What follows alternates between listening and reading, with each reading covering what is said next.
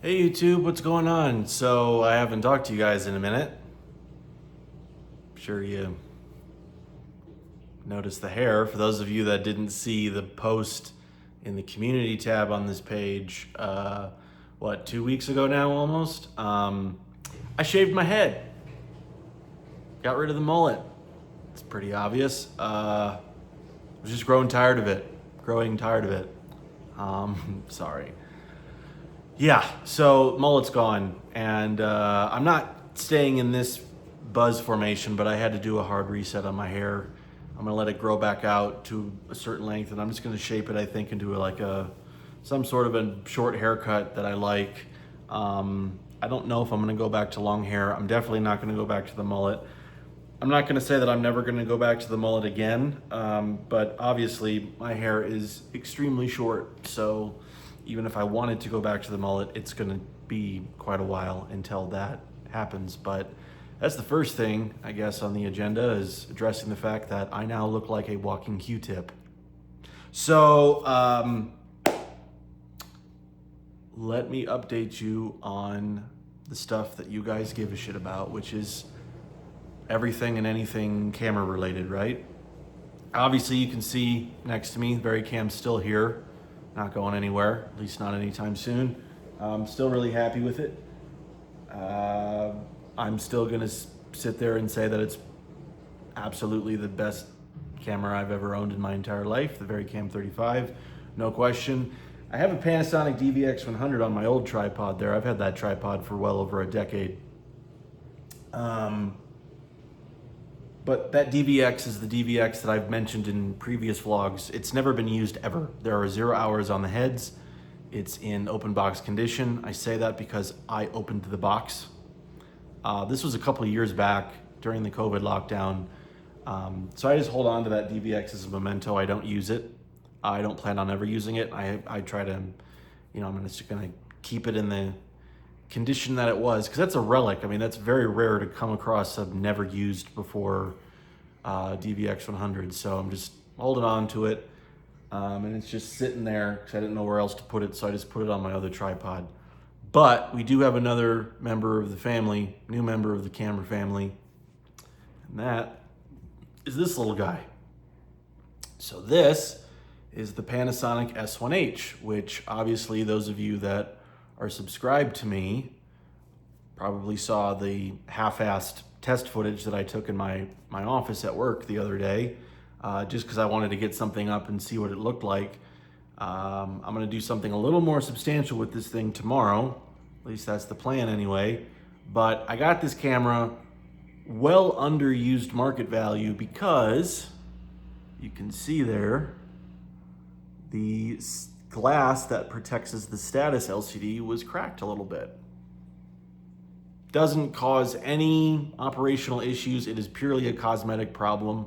It is not a big deal. And for what this camera is capable of doing, and I've been wanting to try it for a very long time, since it came out like 4 or 5 years ago, I thought I could live with that little defect. The status LCD still works perfectly fine. There's 0 operational issues. No other issues with the camera otherwise, other than that little crack. So I got this thing for a steal of a deal. It's kind of crazy how cheap I actually got this thing for, all because of that, which was pretty funny. But hey, you take your chances on things sometimes, and sometimes you make out pretty well. So why did I get this? And what's so special about it? I'm gonna put it down and I'm gonna tell you. So the S1H, the reason why I got it was I was running into the same issue that I run into most of the time when I purchase a traditional size cinema camera, is I just don't, I haven't wanted to go out and lug that thing around and film. And it's something that, I'm well aware of at this point, but there's a certain level of creative freedom that you do sacrifice when you start getting into cameras that weigh what that camera weighs. And I love that thing. I have no intention of separating myself with it. I will continue to use it here and there, where I see fit, or, projects, ideas, whatever. But I'm a very stream of consciousness filmmaker, and the lighter my cameras are, the more probability you guys have of me doing something that's not of my rabbits in my house. So I decided to look into, getting a smaller camera, something that I could just throw in a backpack or, carry around with me, not rig it out or anything. I'm not gonna like rig this thing out or, this is what I'm doing. In terms of like, that's it. I'm just using it as it came.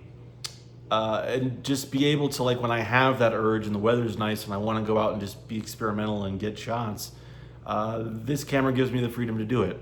Why did I pick this one? Well, I've known for a long time that a lot of people have said that this is by far the lightest camera that can be very closely matched to that of the VariCam to a certain extent. And that intrigued me, that I got really interested in that. And so I thought, well, I'm really happy with the image that I'm getting out of the VariCam. And, going into it, I knew damn well, I'm like, this isn't going to be a perfect match. I mean, you're comparing a $4,000 cam. I'm going off of the MSRP prices, not what I paid for it. You're going off a $4,000 camera body to, a $30,000 to $60,000 camera body.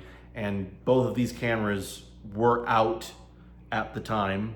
Panasonic was still making both of these when the S1H came out. These cameras have since both discontinued themselves. But yeah, so I guess the techie, nerdy specification stuff about this thing, it's a full frame camera, whereas obviously the VariCam 35 is a Super 35. It shoots 10-bit 422 interframe codec in DCI 4K, in UHD 4K. It shoots 120 frames at 1080, whereas that shoots 120 frames in 4K. There are a lot of different codec limitations between these two cameras. Obviously the VariCam shoots full raster 12-bit 444 at DCI 4K. This thing does not. So, but the sensor was partially co-designed with the same people that designed the VariCam 35.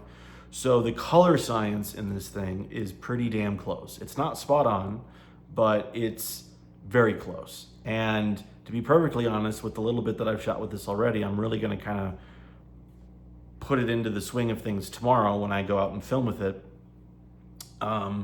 This is the best I've ever seen a mirrorless camera look in terms of tool set. It, to my understanding, is the only mirrorless camera that has an OLPF filter, which is an optical low pass filter. It sits in front. Most professional cameras have that.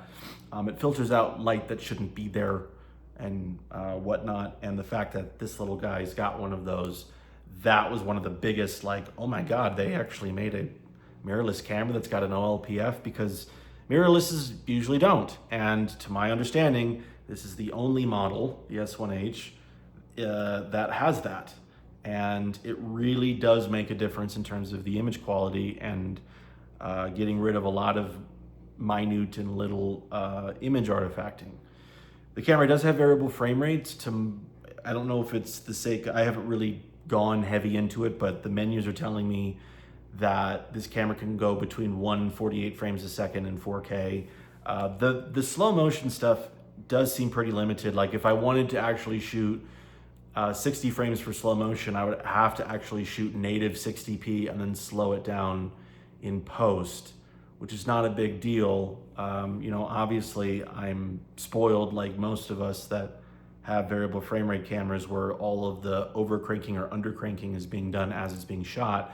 And then if I were to play that clip back, I could see the real time, like kind of motion cadence of that footage. Whereas with this, if I really want some solid resolution and solid color space, I need to shoot in native 60p and then slow it down later. So that kind of sucks. The other thing is that none of the variable frame rates or slower or faster frame rates are in a 10-bit codec from what I'm seeing. The native 60p does 10-bit, but like if I wanted to shoot like a time lapse at like 1 frame or 2 frame or 12 frames or whatever, or actually do the variable frame rate feature in the camera that goes 1 to 48, it drops it down to a long GOP 8-bit codec, which, you know, like that sucks compared to what my VariCam can do.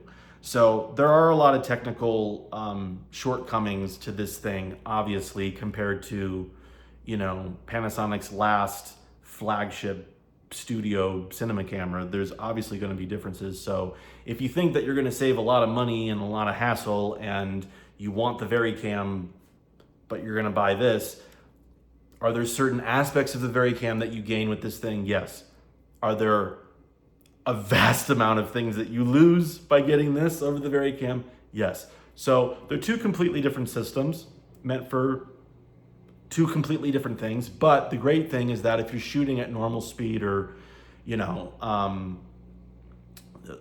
don't know, if you have the VariCam or the VariCam LT and you're shooting 10-bit 422 AVC Intra, you can easily use this camera, put it into Super 35 mode, and like the Super 35 crop that this can do, and use this as a very basic B camera. You know, like if you're doing a talking head interview and you've got your master shot with the VariCam and then you want to punch in and have kind of a shot at an angle, this is the best camera to match for that type of stuff. But don't think that you're getting a full-fledged VariCam, because I think there's a lot of people out there that think that, like, why would I spend all the money on the VariCam when I can just get this for, like, you know, in the regular used price, from what I'm seeing, they're going between like $1,700 and $2,300. I didn't pay anywhere near that for this. But yeah, so just understand that. I know there's been a lot of speculation and stuff about people thinking that, like, why get a VariCam LT or a 35 if you're interested in that, where I can just get this. Okay, you're losing out on a lot of different features, and like if you want to do the dual recording, or even the 12-bit codec in itself, I think is worth the price of admission to the VariCam. That codec is unbelievable.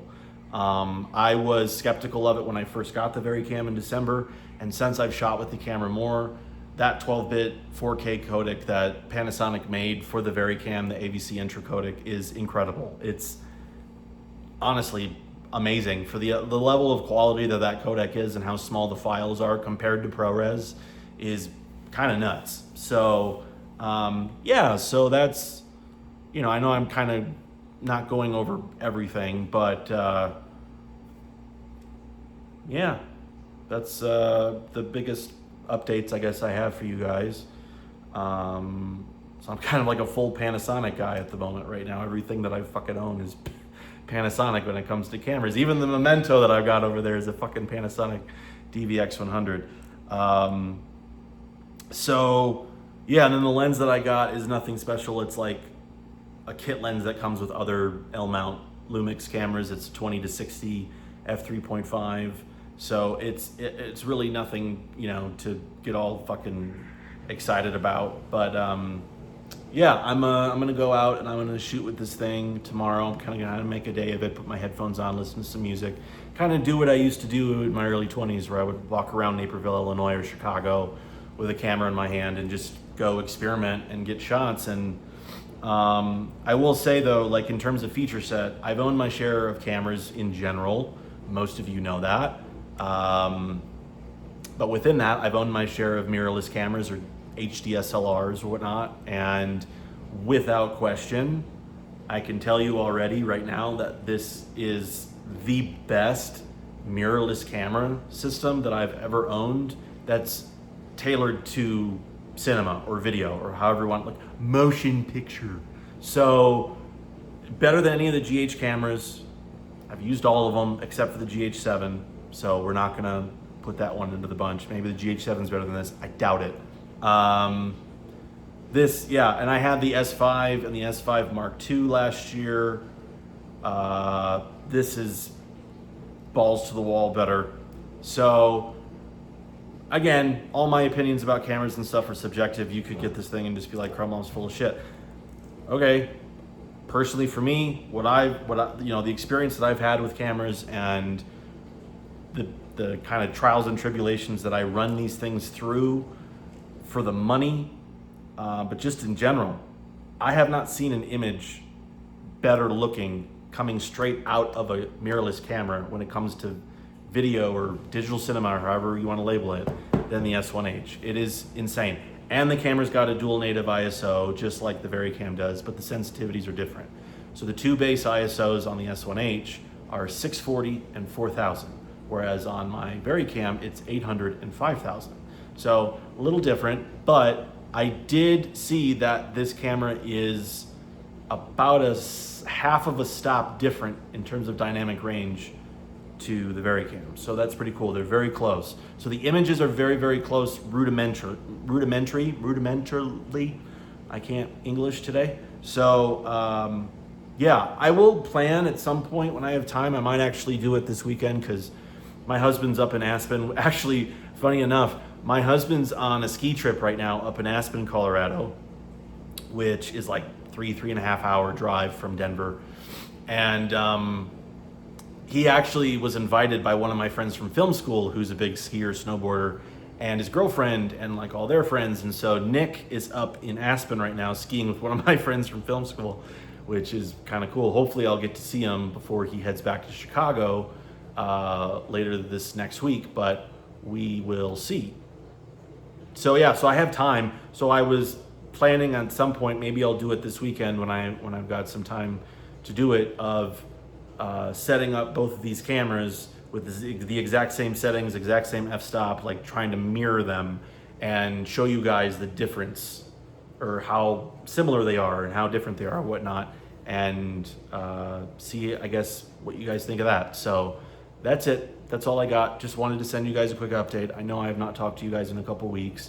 I've just been busy dealing with life and work and rabbits and marriage and money and all the fun adult things. So yeah, but all is good. I hope you guys are all doing well, and you guys have a good weekend, and I will talk to you guys again soon. And keep an eye on my channel, because either late tomorrow or early Sunday morning, you will have a nice little video that I did with this guy that's gonna have some nice shots of outside, not in here. So it'll be a nice little change of pace.